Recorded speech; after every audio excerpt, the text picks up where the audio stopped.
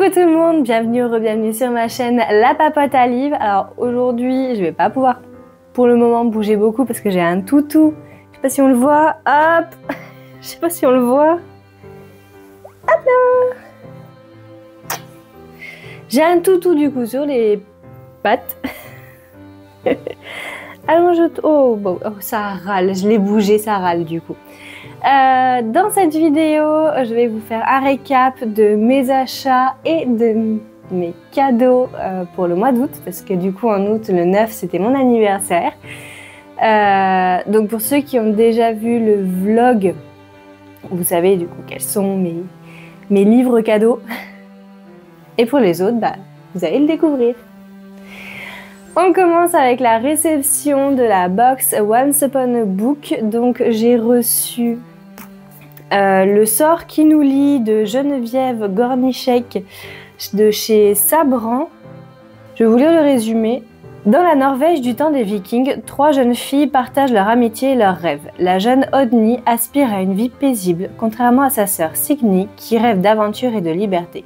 Leur amie Gunhild, quant à elle, veut pratiquer la magie, quoi qu'en pense sa famille. Lorsqu'une prophétie révélée par une divineresse les condamne toutes trois à connaître la violence et la mort, elles se jurent de toujours s'entraider afin de se protéger de ce triste destin. Des années plus tard, un raid va faire basculer leur vie dans la tempête. Gunhild, qui avait quitté leur village natal pour apprendre la sorcellerie, va porter secours à ses amis afin de respecter leur pacte. Prise entre de dangereuses luttes de pouvoir au sein des clans vikings et pourchassée par des sorcières aux sombres desseins, leur lien sera mis à rude épreuve d'une manière qu'aucune n'aurait pu imaginer. Je ne sais pas du tout si c'est un one-shot ou pas. J'espère, parce que j'ai commencé énormément de sagas en août, donc j'aimerais bien que ce soit un one-shot. Bonjour bébé. Qu'est-ce qu'il y a? Tu veux descendre? Mais je te gratouille depuis tout à l'heure. Tu veux quoi de plus? Hein? Tu veux quoi de plus? Bon, du coup, on verra un peu ce que ça donne. À voir. Le deuxième livre qu'il y avait dans la box Once Upon a Book, c'est Ragnvald et le Loup d'Or. Donc ça, c'est un début de saga, puisque c'est marqué le livre 1 de la saga des Vikings, de Linnea Hartsuiker, chez Presse de la Cité. Donc pareil, je vais vous lire le résumé. Norvège, 9e siècle après Jésus-Christ. Depuis que son père est mort, Ragnvald n'a qu'une hâte, enfin gouverner les terres qui lui reviennent, encore placé sous l'égide de son beau-père, le cruel Olaf. Aussi, quand il échappe à une tentative d'assassinat, Ragnvald décide que c'est Olaf qui est à la manœuvre. Non, devine, pardon. Ragnvald devine que c'est Olaf qui est à la manœuvre. Obtenir justice n'est pas chose aisée en pays viking où des centaines de petits rois se disputent à lambeaux de territoire, mais Ragnvald est prêt à mourir pour sauver son honneur.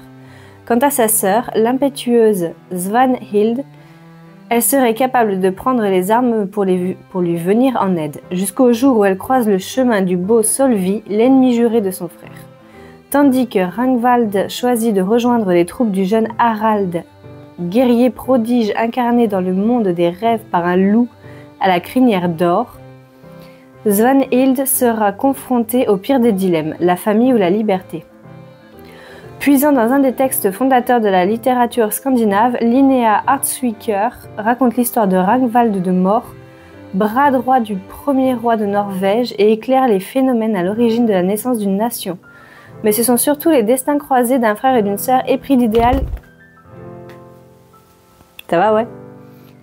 Que bâtit le premier tome de cette épopée foisonnante d'héroïsme, d'aventure et de sentiments à vif, à placer entre les mains de tous les amateurs d'Outlander ou de Game of Thrones.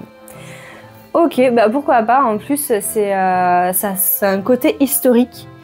Donc Norvège, je connais pas du tout la fondation de la Norvège et tout ça, donc voilà, c'est un petit cours d'histoire tout en ayant un peu de... Pas un peu de fantaisie, mais voilà, un peu, j'espère... Enfin, que ça fasse pas mon prof d'histoire du lycée, quoi. truc bien long, bien chiant. Et que ce soit un peu plus peps. On verra. On continue avec les cadeaux que j'ai reçus pour mon anniversaire. Donc, de la part de ma maman, le tome 2 de la trilogie des glaces Gouffre de Stacey McQuay chez Olympe. Donc celui-là, elle me l'a offert parce que je l'ai acheté. Alors j'avais acheté le premier tome, j'ai adoré, je l'ai passé, elle a adoré. On s'est dit, il nous faut le tome 2, du coup, tada! Donc on suit les aventures de Dawson dans le village isolé de la Pointe. Et en fait, il y a différentes familles. Et je crois que c'est tous les 6 mois ou un truc comme ça, il y a des sortes de moissons. Et en fait, c'est eux qui sont moissonnés. C'est le chef de clan de chaque famille se positionne pour être potentiellement moissonné par des créatures dont j'ai oublié le nom. Bah, c'est bien, voilà. Et en gros, on ne sait pas ce qu'ils deviennent, mais en plus, c'est tout en haut, ils sont vraiment en haut d'une montagne, c'est gelé, il y a de la glace de partout et tout. Enfin bref, le tome 1 était vraiment sympa. La fin du tome 1 m'a brisé le cœur. Donc on va voir ce que donne le tome 2. C'est une trilogie, donc je pense que le tome 2 va être un peu comme dans toutes les trilogies. Logiquement, le tome 2, il est un peu plus lent, puisque le premier nous permet de mettre en place les personnages. Et en général, les tomes 2, ils mettent en place le scénique, on va dire, dans le sens où on va repositionner les pièces sur l'échiquier pour que dans le 3, justement, ça pumps de fou. On va voir. Peut-être que je me trompe, mais des avis que j'ai lus, apparemment, il est beaucoup plus lent que le premier. Donc je pense que ça va être ça. C'est pas grave, ça nous fera patienter sur le 3e. Ma meilleure amie m'a offert le Chant des Muses de Farah Rochon aux éditions Hachette Heroes. Donc ça va être sur l'histoire des 5 muses qu'on voit dans Hercule, donc avant l'histoire d'Hercule. Et j'ai trop hâte, il est dans ma palle du Pumpkin Autumn Challenge de Guimauve Terrier. Donc si vous connaissez pas, c'est les terriers de Guimauve qui proposent ce challenge depuis quelques années. Et du coup, je vais le lire très vite. Mes grands-parents m'ont donné des sous et du coup ils m'ont dit tu t'achèteras ce que tu voudras. Du coup je me suis acheté le premier tome de Nice Détective malgré elle, Disparition, vodka et macarons de Myrtille Bastard chez Réel Suspense. Et j'adore le dessin de la couverture parce que c'est Margot Motin qui l'a dessiné et j'adore cet artiste. Donc on va suivre Naïs qui souhaite ouvrir des chambres d'hôtes en Provence. Donc Naïs va répondre à une offre. L'idée c'est d'infiltrer un mariage qui va se passer en Camargue parce que pour retrouver la fille d'un mania russe. Voilà. Donc écoutez, c'est un tome 1, c'est écrit... Ni trop gros, ni trop petit. Ça veut rien dire ce que je vous dis. Mais voilà, c'est à tester. Franchement, ça m'avait bien plu. L'idée que ce soit en Provence, Camargue et tout, franchement, ça me plaît bien. Donc, go. J'ai également pris, grâce à mes grands-parents, Trope de Alice Doublier chez Bragelonne. Donc, on reprend un peu tous les tropes qui font la romance. Voilà, c'est à titre indicatif, apprentissage, etc. Donc voilà, ça me plaisait bien de faire un point sur toutes les tropes qui peuvent exister, sachant que je suis pas... J'en connais quelques-unes, mais voilà, j'aime bien en découvrir aussi. J'ai également pris Romance Lover Club, donc mon carnet de lecture de chez Lemon. Pour la simple et bonne raison que moi j'ai un reading journal. Mais j'avoue que je fais tellement de 50 000 trucs que j'ai la flemme de prendre le temps. C'est plutôt ça. J'ai la flemme de prendre le temps de vraiment décorer, machin et tout. Donc ce sera facilitateur. En plus, il y a des petits challenges et tout à début de chaque mois. Donc ça me va très bien. J'avais également pris Le Cercle des derniers libraires de Sylvie Baron chez J'ai lu. Donc pareil, je voulais le résumé. Donc à Saint-Flour, Emma est une jeune libraire dynamique, créatrice d'une association de défense de la librairie indépendante, Le Cercle des derniers libraires. Victime d'un accident de vélo, Adrien Darcy n'est pas prêt de se remettre en selle. Mais quand le rédacteur en chef de La Montagne lui propose de mener l'enquête sur de mystérieux meurtres commis sur des libraires, le jeune homme, d'abord réticent, accepte de relever le défi. Premier indice, les 3 victimes appartenaient au Cercle des derniers libraires. Qui se cache derrière cette association? Qui lui en veut au point d'en supprimer ses membres? C'est ce que Darcy compte bien découvrir. Qu'est-ce qu'il y a, bébé? Bah descends. Oh là là, mais t'en fais du cinéma. Hop là.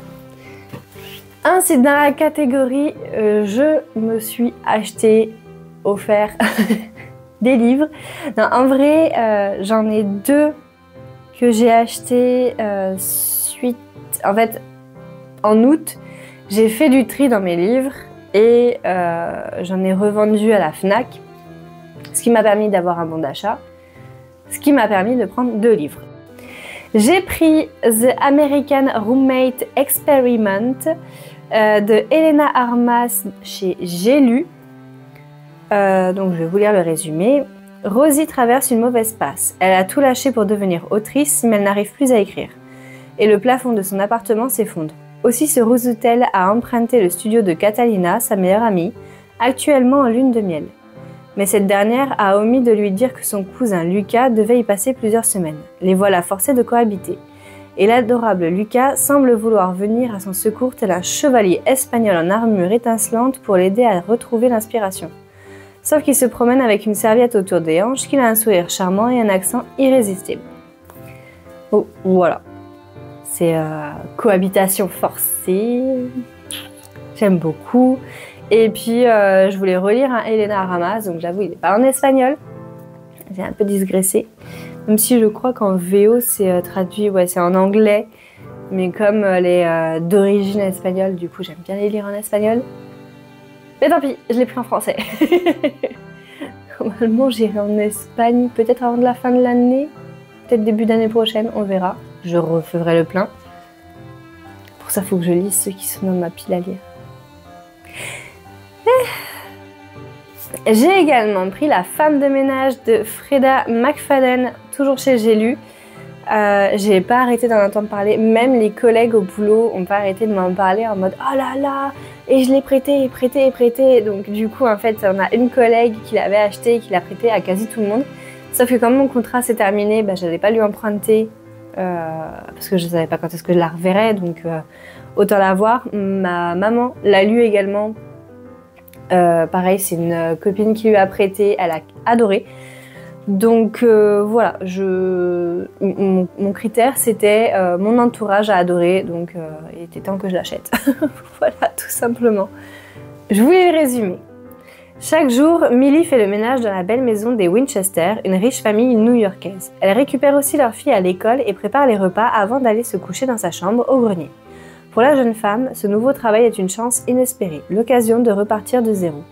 Mais sous des dehors respectables, sa patronne se montre de plus en plus instable et toxique. Et puis il y a aussi cette rumeur dérangeante qui court dans le quartier. Madame Winchester aurait tenté de noyer sa fille quelques années auparavant. Heureusement, le charmant monsieur Winchester est là pour rendre la situation plus supportable. Mais le danger se tapit parfois sous des apparences trompeuses. Et lorsque Millie découvre que la porte de sa chambre mansardée ne ferme que de l'extérieur, il est peut-être déjà trop tard. Bon, écoutez, pourquoi pas. Go, hein. Alors, j'avais également acheté Le Duc de Penfold de Nancy Atherton chez Verso. Donc, c'est le tome 0 des mystères de la Tante Dimity. Alors, celui-ci, je l'ai acheté parce que c'était la lecture commune du mois d'août avec Michael Brun-Arnaud, donc l'auteur des Mémoires de la forêt, que je suis sur Instagram, et du coup on fait la lecture commune. Je vous lis le résumé. Donc, quittée par son amant, Emma Porter décide de revenir à sa première passion, le jardinage. Rien de tel qu'une tournée des plus beaux jardins d'Angleterre en été. Au manoir de Penfold Hall, Emma rencontre un duc fantasque qui lui demande de redonner au jardin de la chapelle sa splendeur d'antan. Mais lorsque la cousine de ce dernier est retrouvée inanimée dans la propriété, l'affaire semble liée à la mort mystérieuse, 5 ans plus tôt, d'une star du rock au même endroit. Le duc serait-il un assassin? Emma décide de mener son enquête avec Derek, un charmant artisan. Heureusement, Tante Dimitri n'est jamais loin. Alors j'avoue, j'ai adoré. J'ai adoré. Je l'ai fait mi-lecture, mi-audio. Parce qu'en ce moment, la lecture avec les yeux, c'est très compliqué. Parce que beaucoup de fatigue. Mais j'ai adoré. J'ai pas vu la fin arriver. Alors, je me suis doutée d'un truc. Mais j'ai pas vu le deuxième truc. Enfin, j'ai adoré. Du coup, j'ai acheté... Enfin, non. J'ai acheté? Non, c'est pas moi qui ai acheté. Vous allez voir. Mais du coup, mon chéri m'a offert la suite. Alors, j'ai également pris The Beginning After the End, les tomes 2 et 3 de Turtle Me et Fuyuki 23 chez K-Books. Donc pour rappel, on va suivre Arthur qui se réincarne en bébé alors qu'il était roi dans son ancienne vie. Ses parents sont des anciens aventuriers qui ont tout lâché parce que justement ils ont eu Arthur. Et en fait, il se souvient de tout. Donc il apprend à connaître le monde et du coup à se développer rapidement. Il va lui arriver plein de trucs. J'adore. Voilà. Et on termine avec les cadeaux de mon chéri qui m'a offert à la fin du mois.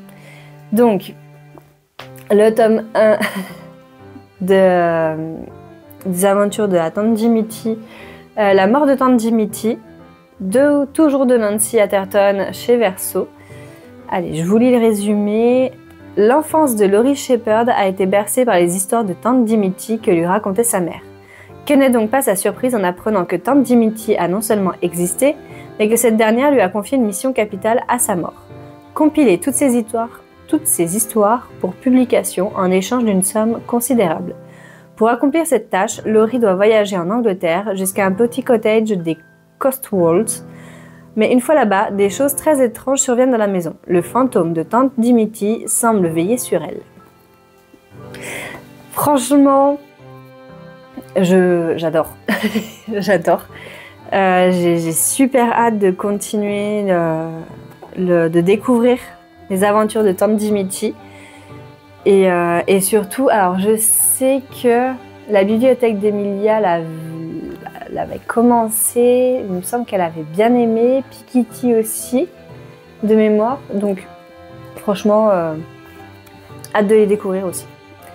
Et il m'a offert Dévorer les ténèbres de Niki Sanko chez Roncière. Donc c'est le tome 2 de Dévoreur d'hommes. Donc pour rappel, la saga Dévoreur d'hommes est une saga compagnon à la saga Un roi cruel ou un truc comme ça, je sais plus. Ouais, je crois que c'est le roi cruel ou... Enfin la première saga qui est concentrée sur Peter Pan, les garçons perdus et une descendante de Wendy. Et dans cette saga, on va suivre plutôt Crocodile, le crocodile, Crochet et un autre personnage dont je ne peux pas vous parler parce que sinon je vous spoil de fou. Mais c'est Crocodile et Crochet et plus un. Voilà. Et j'adore, franchement, dans la première saga, Crocodile, c'était mon perso préféré. Donc quand j'ai su qu'il y avait une suite, enfin une saga compagnon avec lui en perso principal, franchement je kiffe. Alors attention, il y a quand même du smut. Je trouve que dans le tome 1, il y avait beaucoup moins de smut que dans la première saga. Déjà, dans la première saga, c'est 4 livres, je crois, ou 5, je sais plus. Mais il y avait de moins en moins de smut au fur et à mesure des livres, je trouve. J'ai donné un coup dans le micro, mais je trouve. Et déjà dans le 1, il y avait vraiment 2 scènes olé olé, très olé olé, mais ça va. Alors que vraiment, dans le premier tome de la première saga, c'était tous les 2 chapitres. Quasi. Donc je vais voir. Mais lui, il va se lire très très vite. En plus, à chaque fois, ils sont beaux. Ils sont vraiment trop beaux. Enfin bref. Voilà. C'est tout pour cette vidéo. Je vous ai montré tout ce que j'ai eu et acheté pour le mois d'août. Donc comme vous pouvez le constater, ça fait beaucoup. Donc ma palle est en PLS. Voilà. Bah écoutez, dites-moi s'il y a des livres que je vous ai montrés que vous avez déjà lus ou qui vous intéressent. Et bah, pour ceux qui sont timides, on va partir sur... alors, soit des emojis qui font penser à l'Angleterre, soit des petits crocodiles. Voilà. Allez, je vous fais des bisous et on se retrouve pour une prochaine vidéo.